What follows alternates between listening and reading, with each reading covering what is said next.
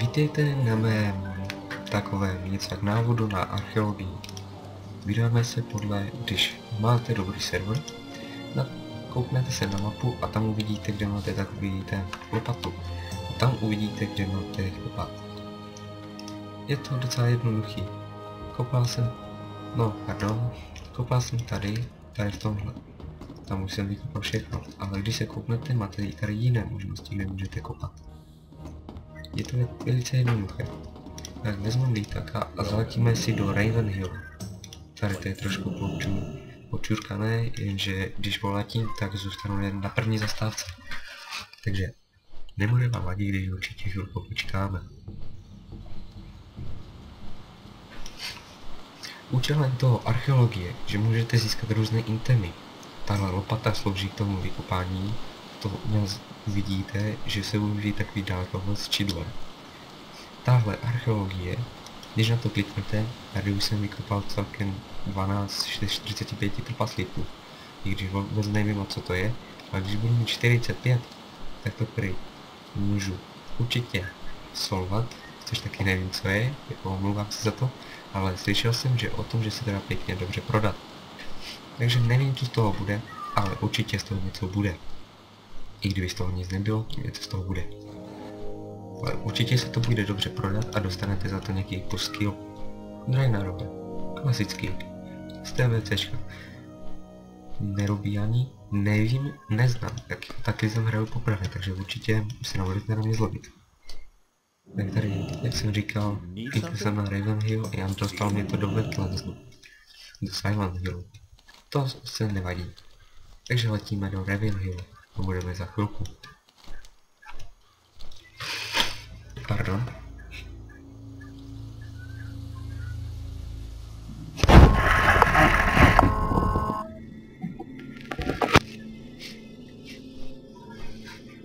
Takže už tady jsme.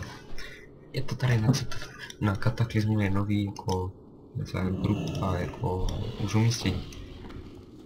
Takže vydáme se podle kde toho červený.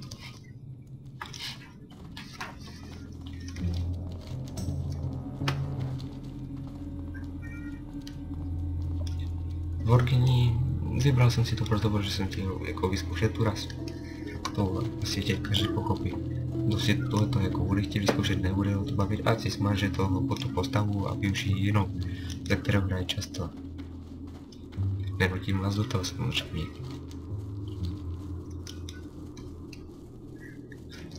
Tak, za chvilku jsme v oblasti, kde jsou ogři. Názorně ukážu. Promiňte, že tady nějaký killuju, ale je to potřeba. Na místě.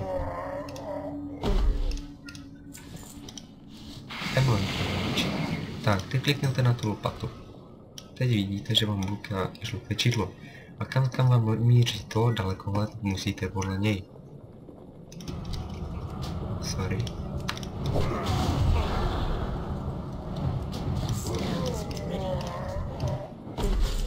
Pokud se rozhodnete jít za nějakou postavu, doporučuji Huntera. Je moc silný a dokáže dát někoho lehce. Petty hned má z začátku, co jsem viděl u kámoše, že Per má i frostbolty. Jsem se dostal. Tady použijeme další. Teď vidíte, že furt bliká žluté, takže jsme někde blízko. Zkusíme jít až tady. Teď tam znovu.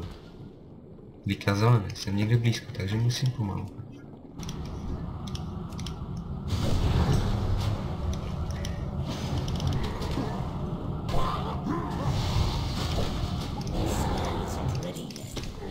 Budeme ještě dál a ty tady tě kopneme. A zase ukazuje, že jsme někde blízko, takže musíme ještě kousek. Cvaknem, ještě kousíček. Tady mi jeden taky slušňaček taky zavízí.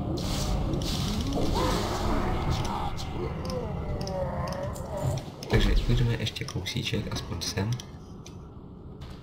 Kopí a možník.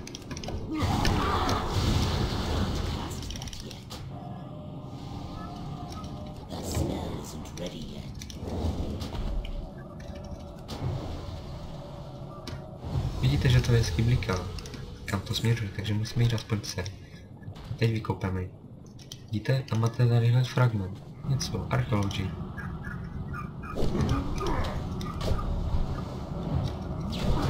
Vidíte, jaká je archeologie je hrdulka. Teď se koukněte na mapu, jestli náhodou nezmizou. Vidíte další.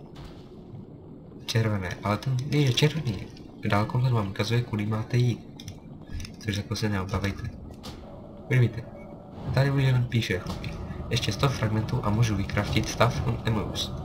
Docela dobrý. Vidíte? Teď když se na to kouknu, není to tak špatný. Vypadá to jako z TBCčka, jako normální základ z Greenbase. Ale koukněte se na ty jeho věci. Jako, screenu si to samozřejmě. Oh. Print screen. A tady je Dampir, to si nevšimejte, to je něco jak pro mě do questu.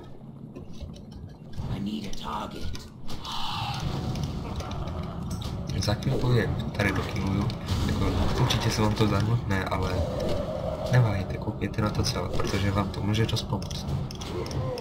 Když nevíte, jak se archeologií, teď vykupu další. A hele, zelený, Antonsen, půjdeme nahoru. Vykupu další. A zvěm mi to vlevo, takže bude... Pardon.